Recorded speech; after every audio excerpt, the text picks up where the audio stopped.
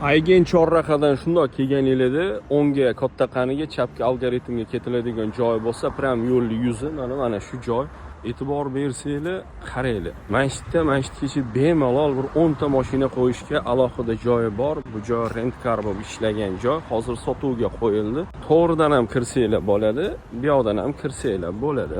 Men bir boshdan ko'rsataman. Mana ko'ryapsizlar, bu to'g'rida bitta xona, o'ngga ham o'tilsa bo'ladi. Mana konditsionerlargacha qo'yilgan, remontlari ideal holatda turibdi.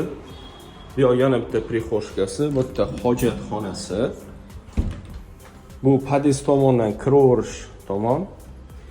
O'rtada yana bitta xonasi bor. Bu xonani namoz o'qiydigan xona qilib qo'yilgan, chunki tahoratxonasi ham bor. Bu основной katta zalli ko'rinishi.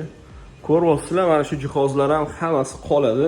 Ofis qilasizlarmi, salon krasoti qilasizlarmi, bemalol любой narsaga yeydigan holat.